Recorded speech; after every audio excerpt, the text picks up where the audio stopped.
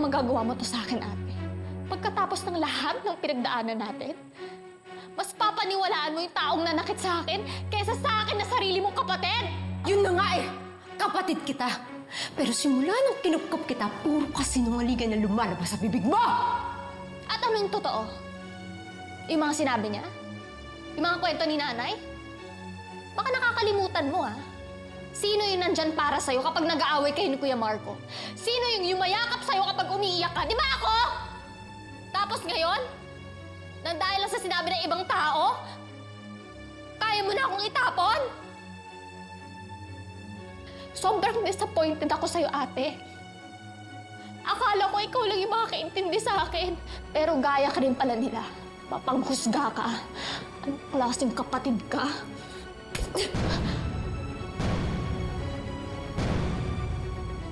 Huwag mo akong babaliktarin. I trusted you. Minahal kita, pinotektahan kita, binigay ko sa'yung tiwala ko. Pero anong ginawa mo, ha? Anong ginawa mo, Angel? You abused my trust. For what? Para pagtakpan yung kademonyohan mo, Angel! Akala ko ba matalino ka, ha? Pero eto ka ngayon, oh. Nagpapadala ka sa drama ng taong nakilala mo lang. Walang rason para magsinungaling sa akin si Aling Merly. Nakita ko sa mga mata niya kung gaano siya katakot nang ma-mention kaya ang pangalan mo. Naramdaman ko yung nginig niya nang ikwento niya lahat ng pinagagawa mo. Kaya huwag mong isusumbat sa akin na you were there for me. Dahil nandiyan ka lang naman hindi para protektahan ako eh. Para pagtakpan lahat ng ginagawa mo. Pero ngayon, Angel, gising na ako. Gising na ako. Ate naman, huwag mong hayaan lasunin ni nanay yung isip mo. Ate, simula noon gusto niya na akong saktan, gusto niya na akong pahirapan. Nung nakita niya masaya tayo, gusto niya lang tayo sirain, ate. Tama na, Angel! Tama na! Oo, kapatid kita! Sinabi ko na hindi tayo maghihiwalay dahil kapatid kita, pero kalimutan mo ng ate mo ako! Hindi kita katugo! Lumayas ka na!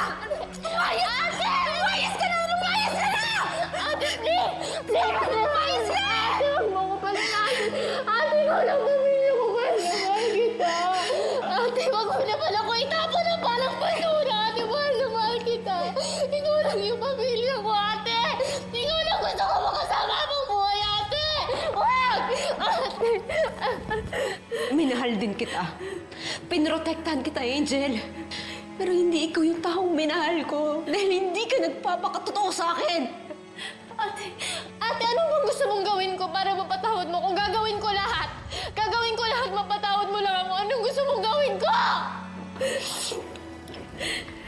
You want me to forgive you? Ha? Fine. Aminin mo lahat ng sikreto mo, ilabas mo si Aling Merly.